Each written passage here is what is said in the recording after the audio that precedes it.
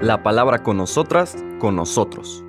Una reflexión de la palabra cotidiana en diálogo con el acontecer de la comunidad universitaria.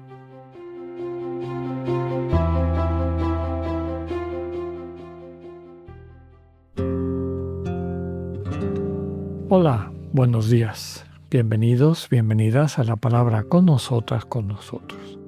Ayer habíamos empezado el primer versículo del capítulo 7 de la segunda carta de Pablo a los Corintios con esta temática del templo de Dios y esta idea, esta experiencia espiritual del lugar de encuentro, ¿no? Que es el sentido del templo, donde nos encontramos con la presencia del Dios vivo y desde la perspectiva cristiana el sentido de que ese encuentro se traduce en una comunión, ¿no?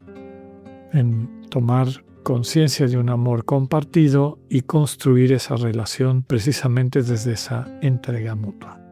Y el versículo 2 del capítulo 7 cambia de tema y vamos a leer primero el mensaje que quiere transmitir Pablo, un poco alrededor de cómo se ha sentido él en esta relación con los corintios. Recordemos que las cartas responden a una serie de inquietudes que la gente le propone, también noticias que le llegan a Pablo, que lo preocupan, y todo dentro de este contexto de la lucha permanente que él desarrolla por no abaratar el centro del mensaje cristiano, ¿no?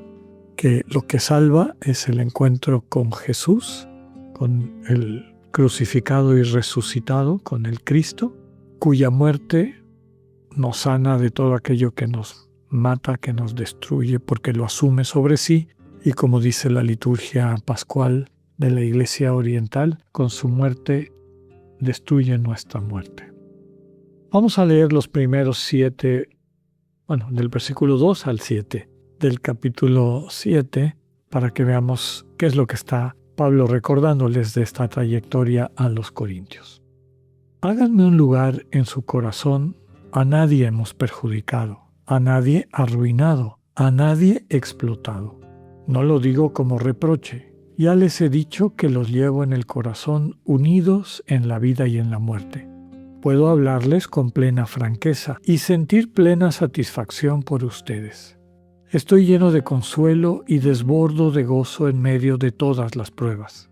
Ni siquiera al llegar a Macedonia encontré alivio corporal, sino toda clase de adversidades. Por fuera ataques, por dentro temores. Pero Dios, que conforta a los abatidos, nos confortó con la llegada de Tito, no solo con su llegada, sino también con el consuelo que había recibido de ustedes. Él me contó el afecto, el dolor y la preocupación que ustedes tienen por nosotros, y eso me alegró aún más. Palabra de Dios.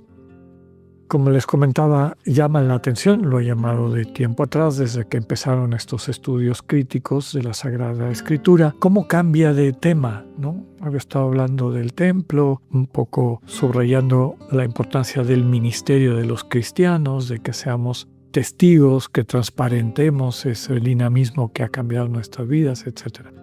Y ahora empieza como una nueva etapa, un nuevo mensaje, y tiene que ver con esta vivencia, primero de distanciamiento, pero sobre todo de la reconciliación, ¿no?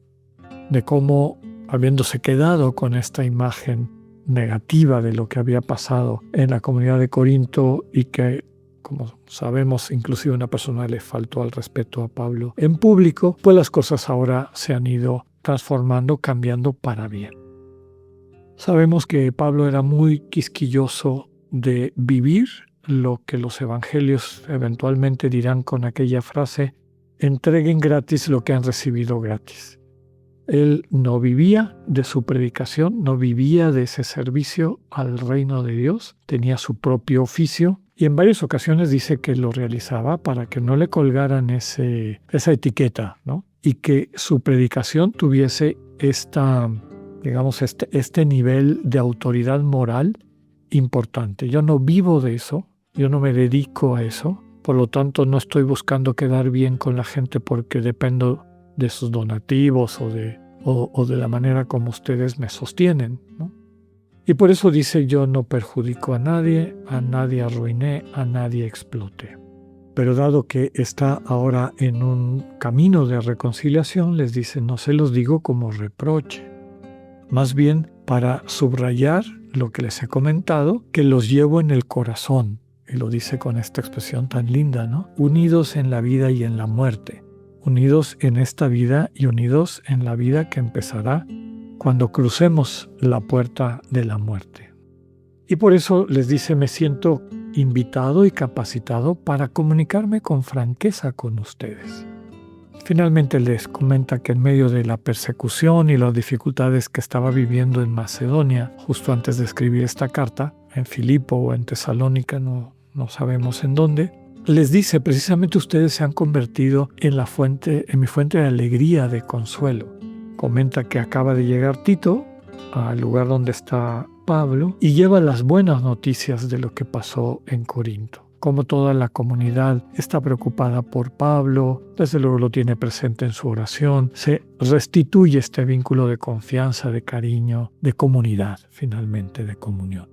Y sigue terminando de redondear esta reconciliación a partir del versículo 8. Si les causé tristeza con mi carta, no lo lamento. Sí lo lamenté al comprobar que aquella carta de momento los había entristecido, pero ahora me alegro, no de su tristeza, sino del arrepentimiento que provocó en ustedes. Su tristeza provenía de Dios, de manera que nosotros no les hemos hecho ningún daño. La tristeza, por voluntad de Dios, produce un arrepentimiento saludable e irreversible. La tristeza por razones de este mundo produce la muerte.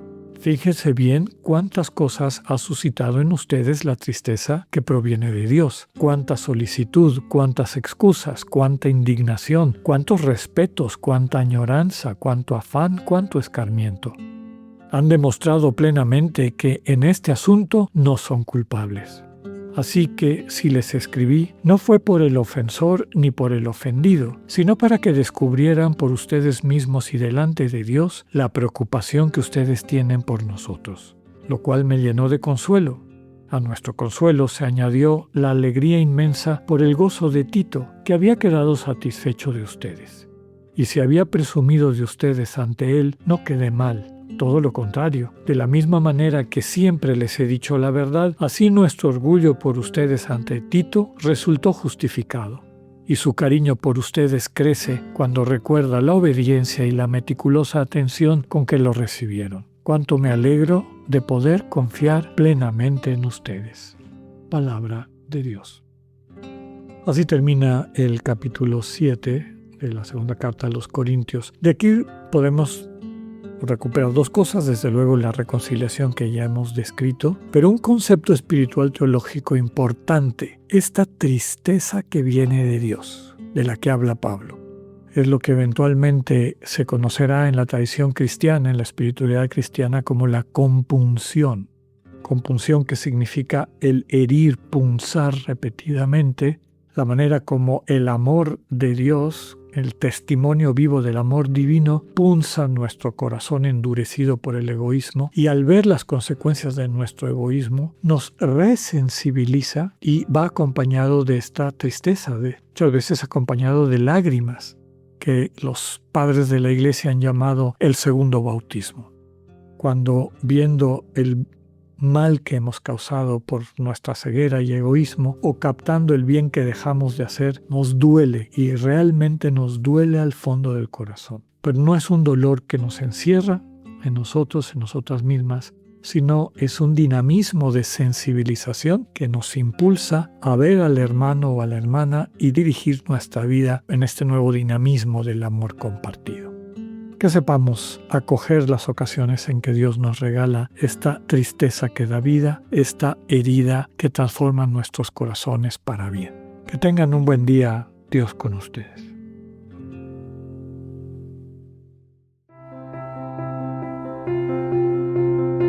Acabamos de escuchar el mensaje del Padre Alexander Satirka.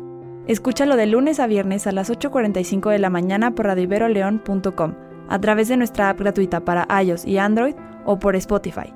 Esta es una producción de Radio Ibero León en colaboración con el ITESO, Universidad Jesuita de Guadalajara.